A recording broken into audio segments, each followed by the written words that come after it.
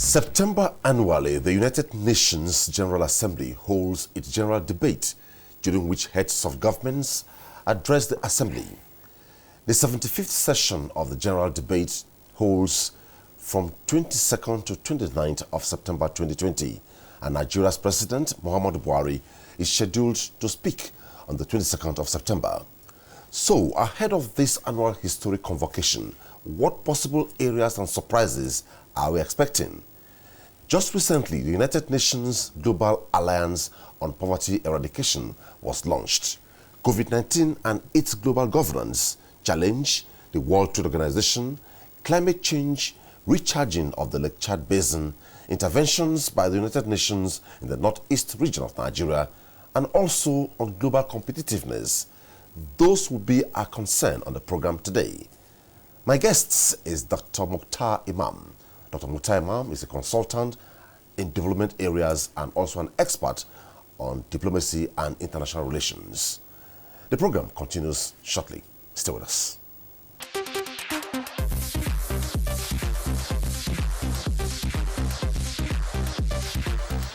Let's begin by looking at a generic perspective. Now, documents are already flying preparatory for the 75th United Nations General Assembly, which coincides with the 75th anniversary, if I'm correct, right? Yes. Now, what should we be expecting? Oh, thank you very much. The United Nations has come a long way.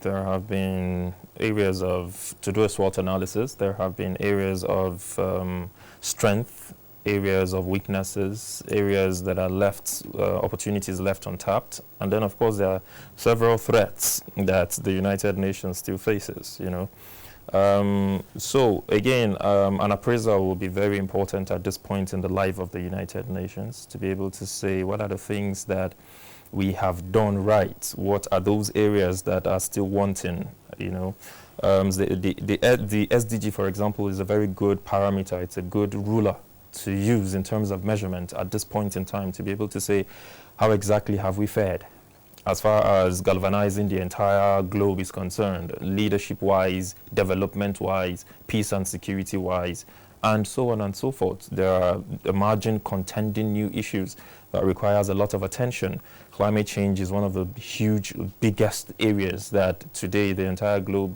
tends to face collectively as a challenge. COVID-19 did not give a warning, it just came knocking, and here we are. We'll go into specifics. Yeah. And let's begin with the specifics. I know recently the Global Alliance for Poverty Eradication was launched by United Nations. Yes.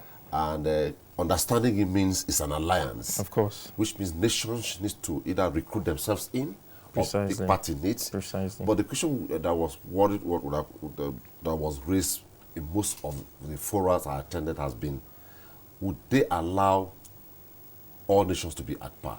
Now, let's look at the Global Alliance on Poverty Eradication. How do you think they should look at it from that perspective? See, we can just oppose the issue of the United Nations as a body itself and the concerns that have been raised, like the one you mentioned in the forums you have attended, to the case of the Alliance on Poverty Eradication.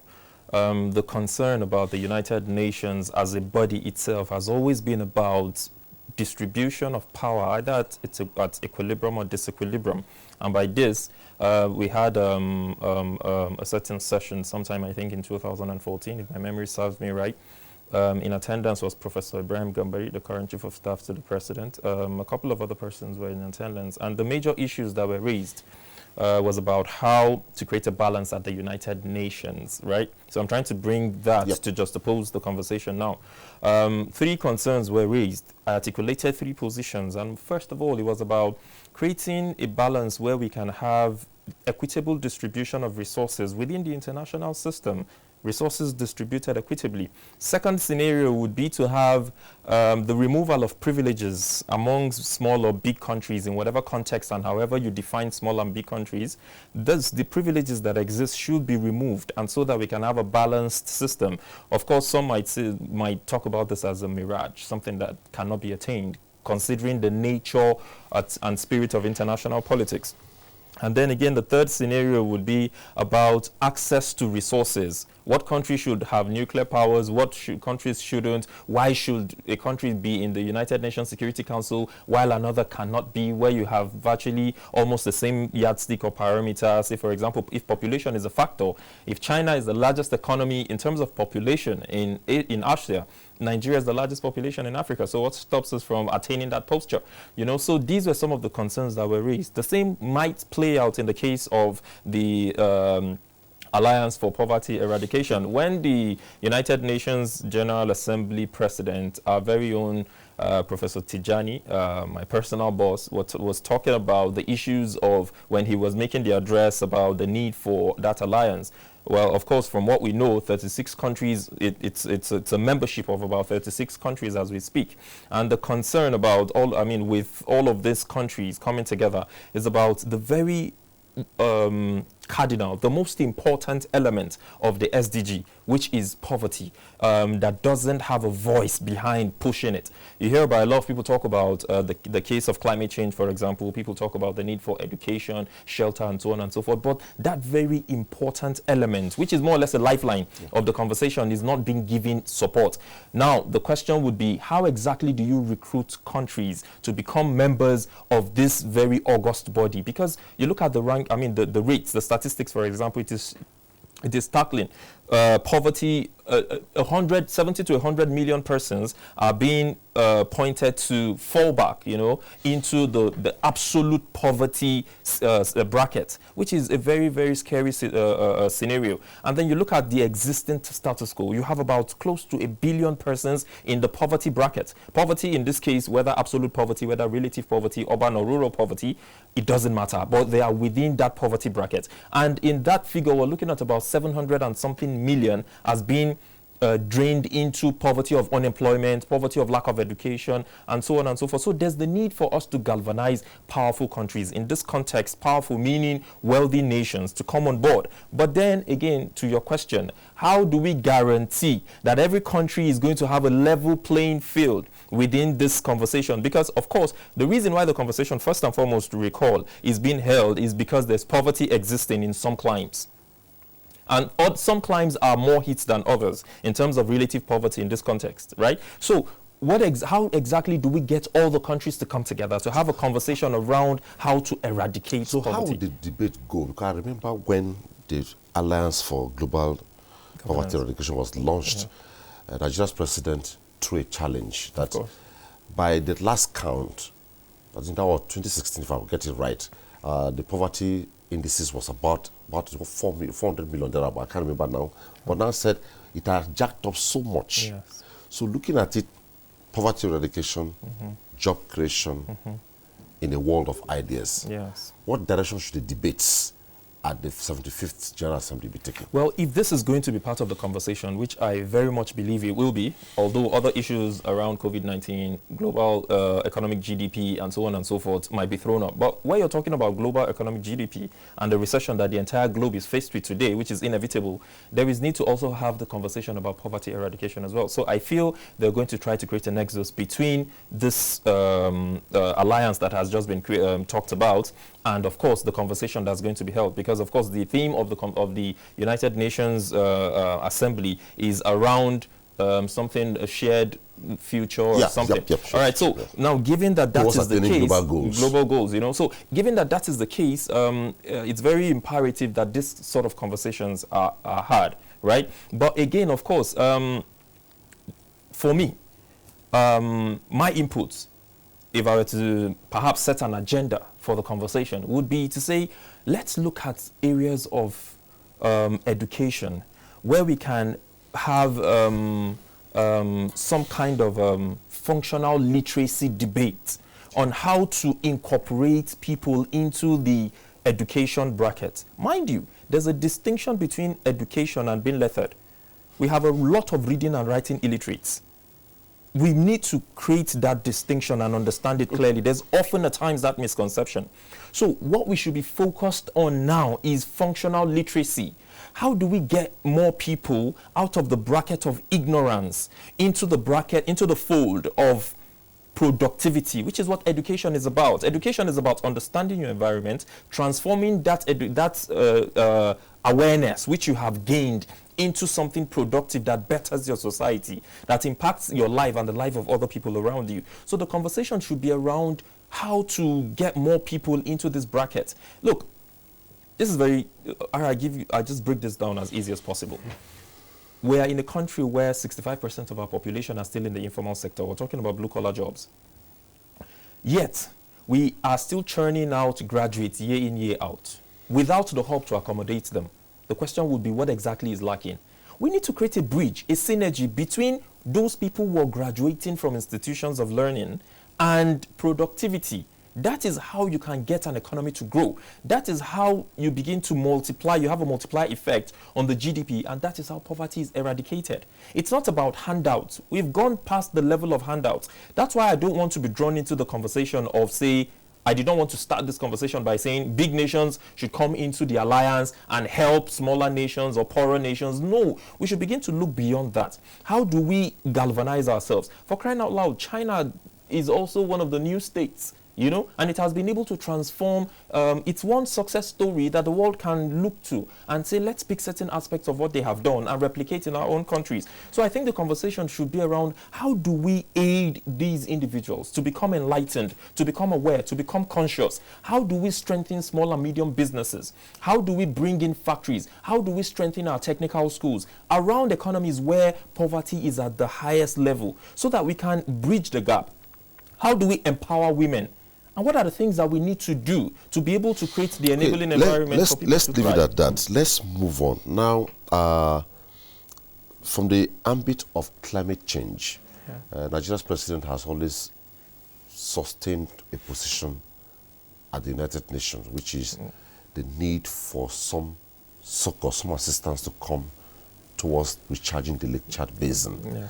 And if that is done, the problem of migration, the problem of insurgency will somehow be checked. Now, what agenda can we set for him? Because he's slated to address the United Nations on the 22nd of September this year. Yes. From that premise, what agenda should we be setting towards? He has talked so much about recharging the Lake Chad Basin, recharging the Lake Chad Basin. You see, the truth is, how do I put this to sound subtle? International politics is devoid of ethics. It's devoid. International politics is not fair, and nobody gives, right? But yet they give. Well, not without taking something in return. This is what international politics has always been predicated upon, and that's why you find that treaties have never been signed fairly. It has always been about what interest I have to protect. Now, having said that, let's look at it with a humane face and say they give. But should we constantly talk about how they should assist us? Now, this is what I'm trying to do, to say, let's disabuse the mind of the president, if he's listening, from the idea of going to the United Nations. Of course, he has never done that in the past. We've never seen him go cap in hand begging. It has always been about, let's save humanity. Collectively, we can do this. Now, my position in all of this is, we must understand that issues such like the case of COVID-19, for example, should be an eye-opener. Multilateralism broke down. You and I were here. We saw what happened. Yes. At a time where we should be seeing intergovernmentalism, at a time where we should be seeing the height of multilateralism, the United States, for crying out loud, is pulling out of the United Nations, knowing fully well that it's the biggest funder of that body.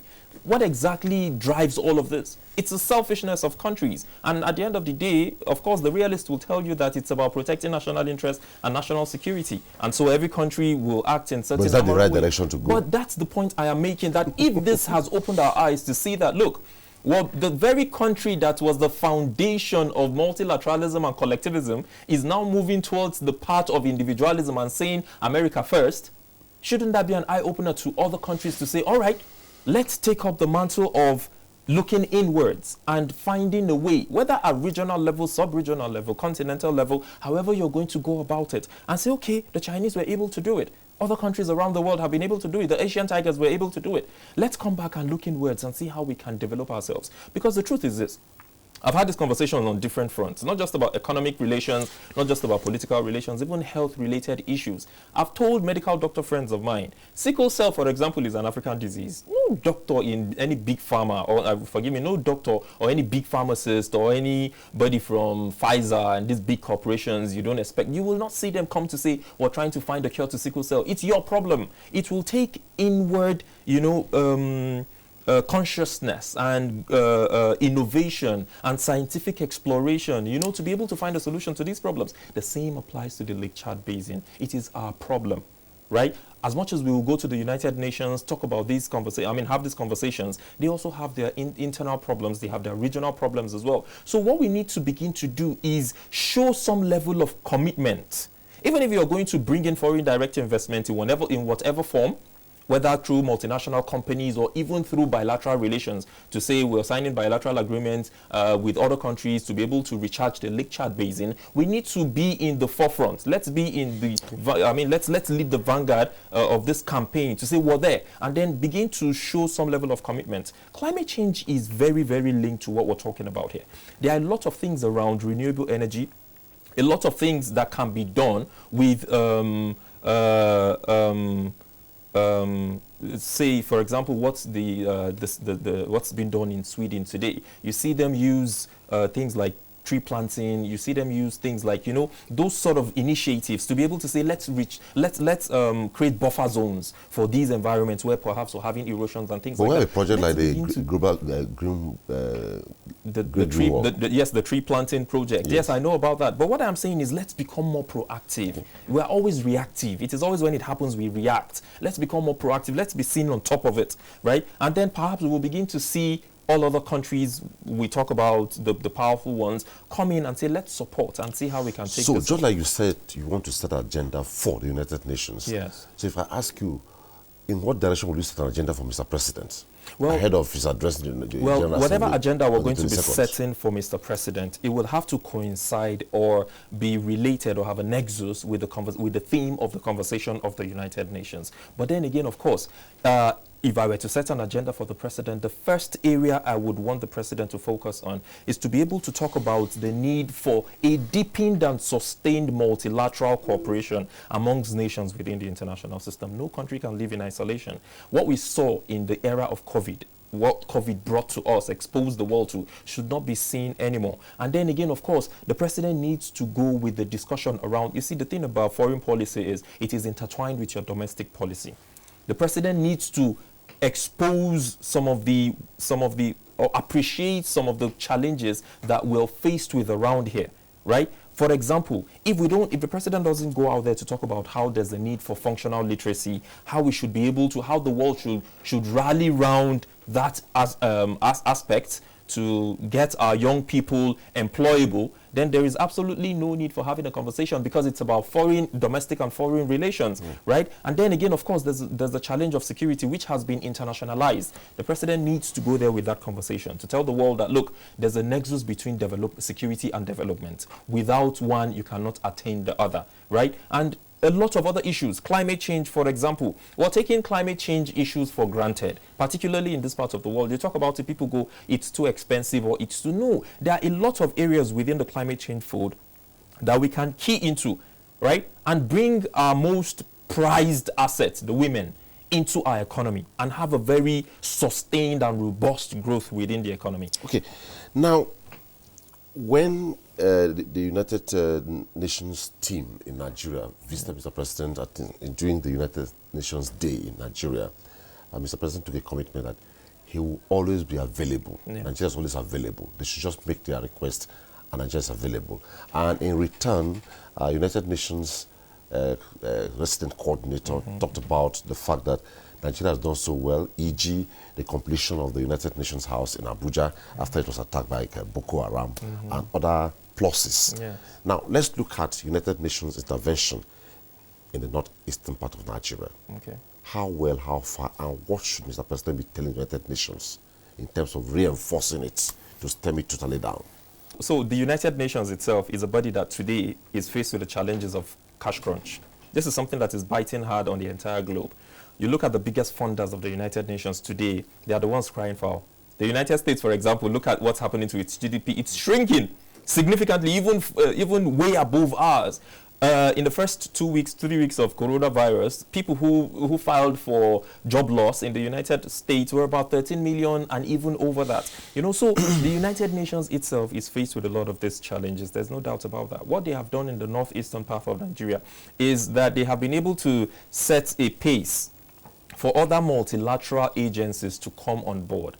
This is not just the United Nations responsibility. Mind you, it's a United Nations. So the body itself has an enormous responsibility to deal with in terms of the challenges that every country face and its peculiarity. You look at countries in Eastern Europe, for example, they are also faced with the crisis of cash crunch. If every country is going to come to the UN and say, all right, we're dumping our problems on you, fix them, you know, the body is not going to survive. So what the UN has done in the northeastern part of Nigeria is that it has been able to say, all right, we're taking this amount of money, we're trying to see how we can rehabilitate, how we can reconstruct, how we can reintegrate people within this environment into society again and try to curtail some of their problems. What we should see is that the president should be able to talk to, using that platform, the multilateral agencies around the world that would aid and support the United Nations in bringing. That's why there are all kinds of side discussions at the United Nations. You use that opportunity to talk to these individual groups to be able to see how they can come in and support what is happening. Because without proper functioning in the northeastern part of Nigeria, the entire system, which is Nigeria, of course, has a problem to grapple with. And given that the Lake Chad Basin is situated within that region and the enormous resources that is deposited within that region, there's the need for a coordinated and sustained effort at seeing to, first and foremost, the de-radicalization of that area. Because often at times the conversation is always around demilitarization. No, beyond that, we need to look at the sociological issues, in-depth issues that have given birth to this monster called Boko Haram, which has sprung into the ISWAP African route now. You know, so you look at those sociological issues, you de-radicalize minds there. You understand what exactly the problems are that in the first place gives birth to these things. And there are basically twin issues: a widening gap in wealth distribution and so much income inequality. These are the reasons why we're faced with so much insecurity globally, not even necessarily within the Nigerian context.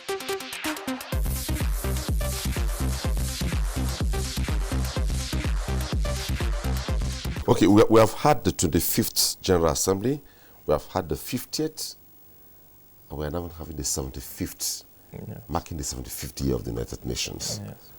How significant is this? It is very, very significant. At a period where we had a global challenge, which exactly is COVID-19. Where I was going to go to. Okay. You know, that challenge was a litmus test for the United Nations. We're not in the era where people throw bombs and it's still going on, but not that conventional warfare type of, you know, confrontation. We don't see that basically playing out anymore significantly on the scale it used to when we had the League of Nations. You know, so the United Nations, yes, of course, has been able to fare well in terms of its primary mandate, which is about stopping the rise of a third world war, even though we're seeing certain indices that are pointing us to the fact that there could be the eruption of a third world war. But that was the primary mandate for which that body was established. So yeah, it has done significantly well in terms of putting in place certain functional mechanisms. One of them will be the mutual assured destruction. There's the nuclear utilization target selection. And then, of course, the third, which is the growing interdependence among nation states, economic diplomacy. You know, so yes, the body has done fairly well in terms of this. But then there are contending challenges. Threats are changing.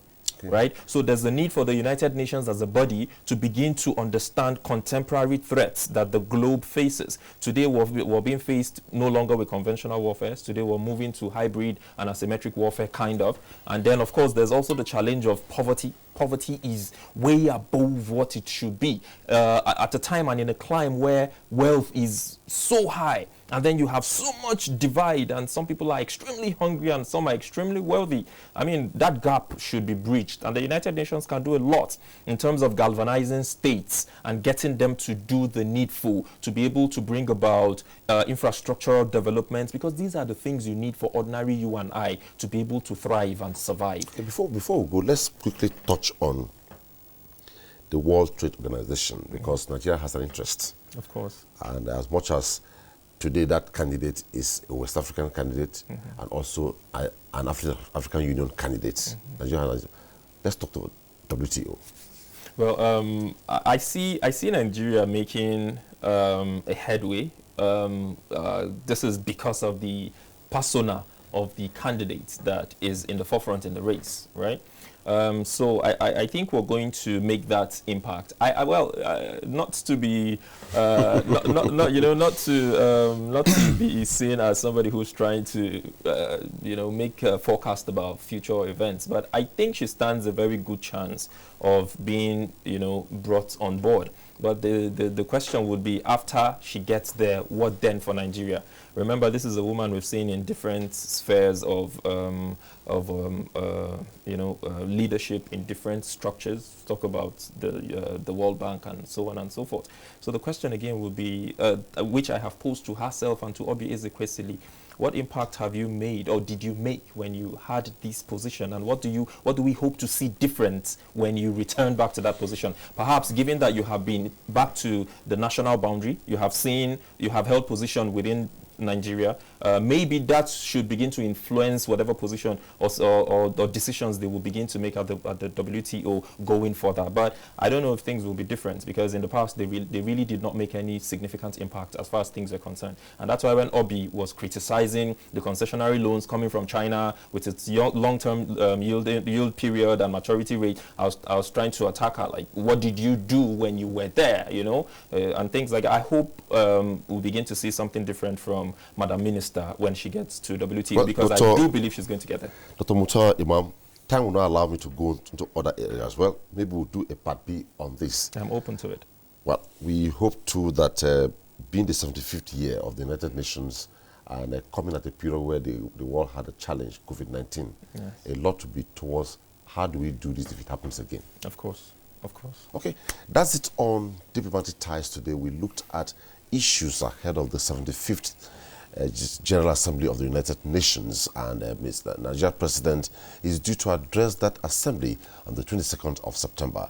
My guest has set some agenda for him, recharging of the Lake Chad, the issue of global poverty eradication, which way forward. That's it on the program today. Thanks for watching.